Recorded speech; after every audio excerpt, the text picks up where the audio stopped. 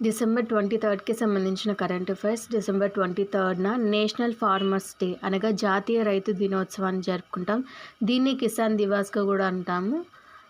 DC books MD Ravi డీసీకి knight of the order of arts and letters అనే పురస్కారం లభించింది ఫ్రాన్స్ ప్రభుత్వం తరపున. హెల్త్ ఎఫెక్ట్స్ ఇన్స్టిట్యూట్ అధ్యయనం ప్రకారం భారతదేశంలో దారుణమైన వాయు నాణ్యత కలిగిన 20 మానిటరింగ్ స్టేషన్లన్నీ ఢిల్లీ పరిసరాల్లో ఉన్నాయని తెలిపారు.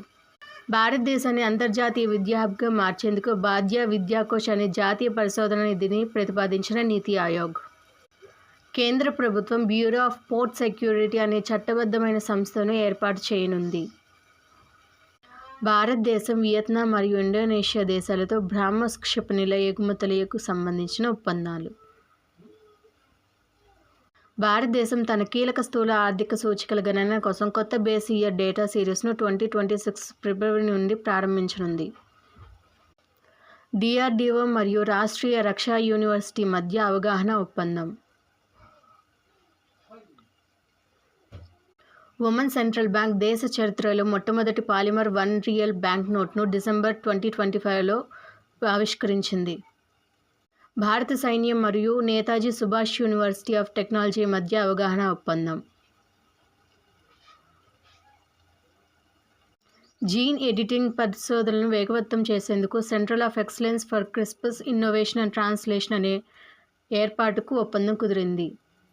గుజరాత్లోని లోథల్లో నిర్మిస్తున్న నేషనల్ మారిటైమ్ హెరిటేజ్ కాంప్లెక్స్ కోసం భారత్ మరియు నెదర్లాండ్స్ మధ్య అవగాహన ఒప్పందం. జపాన్ ప్రభుత్వం తన ప్రతిష్టాత్మకమైన కాజివాకి కరీవా అనే అణు విద్యుత్ కేంద్రాన్ని తిరిగి ప్రారంభించేందుకు ఆమోదం తెలిపింది. భారత నౌకాదళం అంజదీప్ అనే అత్యాధునిక జలాంతర్గామి విధ్వంసక నౌకను డిసెంబర్ 22న స్వీకరించింది. భారత ప్రధాని నరేంద్ర మోడీ, న్యూజిలాండ్ ప్రధాని క్రిస్టోఫర్ లక్సన్ మధ్య స్వేచ్ఛా వాణిజ్య ఒప్పందం ఖరారైనట్లు ప్రకటించారు. ఖగోళ భౌతిక శాస్త్రవేత్త జయంత్ విష్ణు నర్లికర్కు విజ్ఞాన్ రత్న పురస్కారం. ప్రధానమంత్రి నరేంద్ర మోడీ అశ్వగంధపై ₹5 స్మారక తపాలా బిళ్లను విడుదల చేశారు. ప్రధానమంత్రి సూర్యఘర్ ముఫ్త్ బిజిలీ యోజనలో హైదరాబాద్ 4వ స్థానం నిలిచింది. ముంబై మొదటి స్థానంలో నిలిచింది. విదేశీ విద్యలను అభ్యసిస్తున్న భారతీయ విద్యార్థులు ఆంధ్రప్రదేశ్ మొదటి స్థానంలో నిలిచింది. ప్రఖ్యాత సాహితీవేత్త వినోద్ కుమార్ శుక్లా మరణించారు. భారత్పై పాకిస్తాన్ అండర్-19 క్రికెట్ జట్టు గెలుపు.